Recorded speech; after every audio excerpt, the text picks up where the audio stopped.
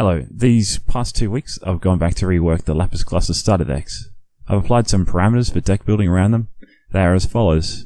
They must use the ruler, must use at least 3 cards provided from the starter deck at any quantity of copies, run a maximum of 2 colors allowed, and Lapis Cluster only. That includes CFC, LEL, Vin3, and RDE. Here's the deck list. Starting off with Millium, what we're building around is his continuous ability. You may pay the attribute of Fairy Tale Resonators with Light Will. So we're going to be using Fairy Tale Resonators of any attribute, and then light attributed non-Fairy Tale Resonators. And spells. So to start off, we have 4 Soul.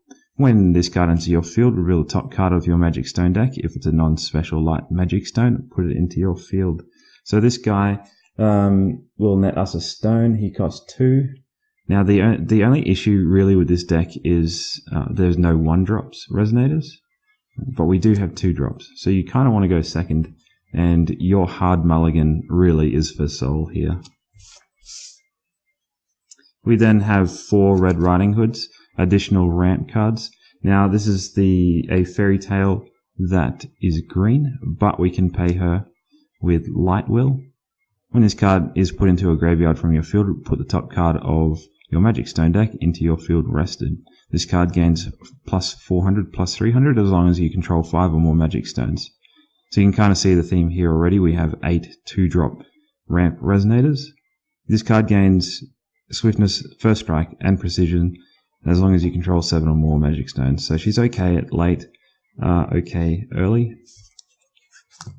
Moving forward, we have some mid-range beaters, or things to assist you along the way. This is Faria. Prevent all damage that would be dealt to this card while it's battling.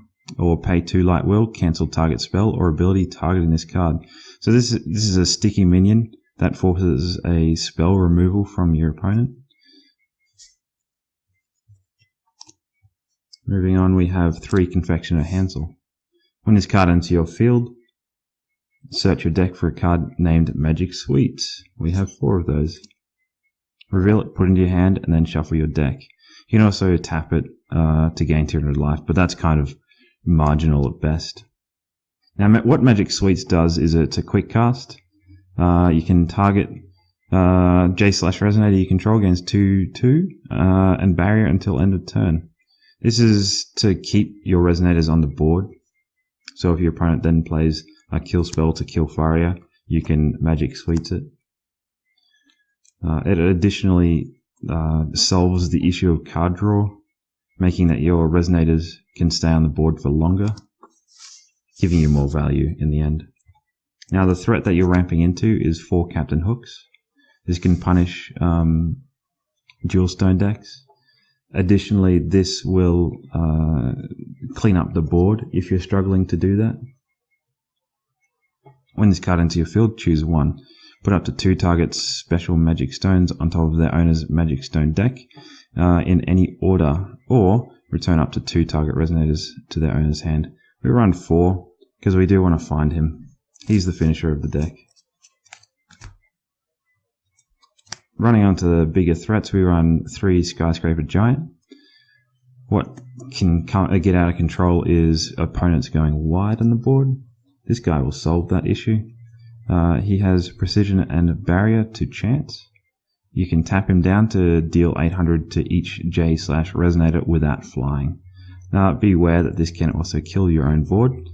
But if you're playing him, you're already in a position that you need to clear the opponent's board. And that's okay. He's also 17/17 and Lapis only cluster. That's pretty huge. We can kind of go on to the removal at the moment.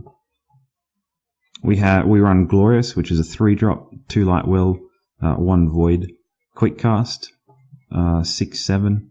When this card enters your field, destroy target J/Resonator that dealt damage this turn. So once you've used your Soul, you can kind of bash him into something, and that threat on your opponent's side will then have dealt damage. You then grab your Glorious and quick cast him in at the end of turn to destroy the Resonator. So it's kind of double dipping there. It offers you some removal. Additionally, with removal, we'll run Zero's Magic Light. It's a 2-cost for us, since we're not 0. And it is remove target attacking or blocking resonator from the game. Helps you push damage, or it helps you to stall. Now we run one of Limmer's Purification. This is a Remnant Destroy Target Rested Non-Magic Stone card. This, we can afford to run this. Normally this isn't seen a whole lot of play because it's 3 cost and not quick cast. But because we run a ramp engine, we can kind of get away with some of these expensive cards. Destroy target rested non-magic stone card. It can nuke a J-Ruler. It can kill, additions that are bestowed on that turn, or a wide range of things. And it's Remnant. Running along the theme of Remnant, we have Dreams of Flight, quick cast, force 1. Target J/Resonator gains X plus X and flying until end of turn. This is just to help us push damage, and that's kind of okay. We then have 3 Armaterasu's Foresight, quick cast. It's a 2-drop. Prevent all damage that would be dealt by J/Resonators this turn. Great stall, especially when your opponent is trying to clean up your board through fast resonators or fast J/rules. It kind of lets you get into the game again. And now lastly, we have 2 Summoning from the Fairy Tale World. This card will net us 2 Fairy Tales. This is kind of the card draw of the deck. Light often lacks card draw, and this is kind of going to help us here. The Mulligan targets you're looking for is Soul, Red Riding Hood, and Captain Hook. Now if I pulled into a Captain Hook without a Soul or a Red Riding Hood, I would throw the Captain Hook back. Reason for this is that you have 3 other Captain Hooks in your deck.